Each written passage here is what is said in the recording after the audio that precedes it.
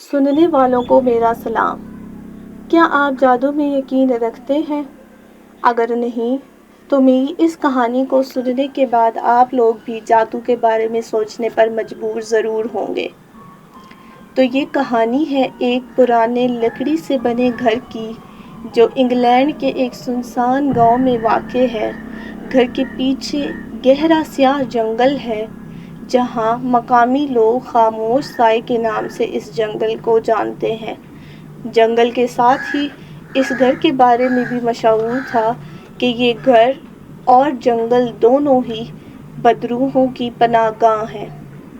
اس کہانی کا آغاز ایک فور اسرار نامی شخص سے ہوتا ہے، جو کہ ایک ناولسٹ ہے۔ وہ بہت ہی تنہائی پسند شخص ہے اور اسے سنسان جگہ پسند تھی، اسی لیے وہ اپنی بیوی ایزابیل اور بیٹی اینا لین کے ساتھ شہر چھوڑ کر اس جنگل کے قریب اس گھر میں آ بسا۔ ان کی بیٹی اینا لین نازک اور حسین تھی اور اس کی آنکھیں یوں چمکتی تھیں جیسے اس کے اندر کوئی جھانک رہا ہو۔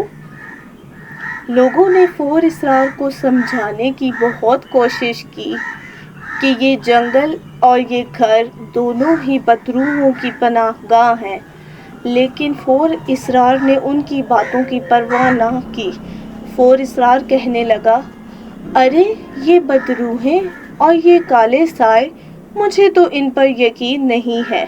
میں ان چیزوں کے اوپر یقین نہیں رکھتا، یہ چیزیں حقیقت میں موجود نہیں ہوتی۔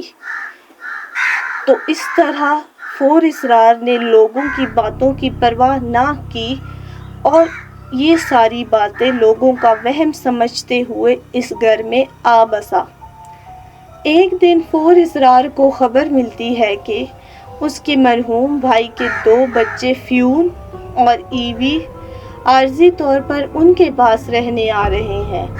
ایزابیل کچھ ہچکچاتی ہے، جیسا کچھ چھپا رہی ہو۔ فور اسرار ان کو یہاں رکھنے پر آمادہ نہیں ہوتا، لیکن ایزابیل ان کو رکھنے کے لیے فور اسرار کو منا لیتی ہے اور کہتی ہے، ارے وہ تمہارے بھائی کے بچے ہیں، تمہارے مرحوم بھائی کے بچے ہیں، ہمیں ان کو یہاں رکھنا چاہیے۔ لوگ کیا کہیں گے کہ ان مرحوم بھائی کے بچوں کو ہم نے اپنے گھر میں پناہ نہیں دی۔ اس پر فور اسرار مان جاتا ہے اور وہ دونوں آ جاتے ہیں، یہیں رہنے لگ پڑتے ہیں۔ اینا لین، جو کہ شروع میں فیون کو ناپسند کرتی ہے، مگر آہستہ آہستہ ان دونوں میں کشش بڑھنے لگتی ہے۔ فیون، جو کہ خاموش، تنہا اور ہر وقت جنگل کی طرف دیکھتا رہتا تھا جیسے کہ کچھ تلاش کر رہا ہو۔ وقت گزرنے کے ساتھ ساتھ وہ دونوں ایک ساتھ وقت گزارنے لگتے ہیں۔ وہ دونوں جنگل میں سیر کو جاتے ہیں، ایک دوسرے کے ساتھ باتیں کرتے ہیں۔ اس طرح وہ اب ایک دوسرے کے ساتھ گھل مل جاتے ہیں۔ ان کے درمیان ایک جذباتی رشتہ قائم ہو جاتا ہے اور یہ جذباتی لگاؤ عشق کی شدت اختیار کر چکا تھا۔ ایوی، جو کہ ہر رات اپنے بستر کے نیچے کسی سے سرگوشی کرتی، اس کا رویہ اب دن بدن بدلنے لگا تھا۔ وہ گھر کے باہر یوں بیٹھی رہتی جیسے ایک اجنبی لڑکی ہو۔ مٹی میں وہ کچھ نشانات بناتی رہتی، عجیب سی زبان میں وہ کچھ نہ کچھ بڑبڑاتی رہتی تھی۔ ایزابیل کو ایک رات اینا لین کے کمرے سے عجیب و غریب آوازیں آنے لگیں۔ جب وہ کمرے سے باہر نکلتی ہے، اس نے دیکھا کہ اس کی آنکھیں انگاروں کی طرح چمک رہی ہیں اور یوں لگ رہا تھا کہ جیسے اس کی آنکھوں سے خون ٹپک رہا ہو۔ اس کے کمرے کی دیواریں یوں محسوس ہوتی جیسے کسی کالے سائے کی زد میں تھیں، لیکن فور اسرار ان تمام باتوں سے لا علم اپنی دنیا میں مگن تھا۔ اس کو کسی بات کا معلوم نہ تھا کہ اس کی بیٹی کن ساری چیزوں سے گزر رہی ہے۔ اچانک گھر میں پر اسرار واقعات کی ابتدا ہونے لگتی ہے۔ گھر میں شیشے خود بخود ٹوٹنے لگتے ہیں، خون کے چھینٹے دیواروں پر لگتے ہیں اور دیواریں سرخ رنگ اختیار کر لیتی ہیں۔ اینالین کی آنکھوں میں سرخی آ جاتی ہے جب بھی وہ فیون کے ساتھ باتیں کرتی یا اس کے تھوڑا بھی قریب جاتی۔ فیون کے جسم پر ناخنوں کے نشانات بننے لگتے ہیں جیسے کہ اسے کسی نے خروشا ہو۔ ایک رات فور اسرار نے ایزابیل کو خواب میں بولتے سنا، ایما گلاس واپس آ رہی ہے، اور یہ نام فور اسرار کے نئے ناول کی ہیروئن کا تھا۔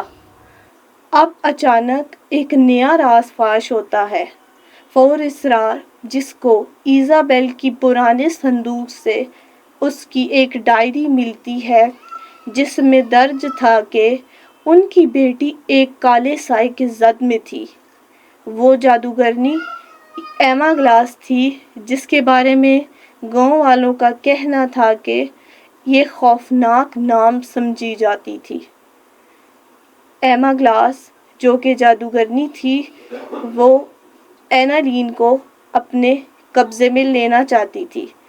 اس نے اس کی ماں سے ایک معاہدہ کیا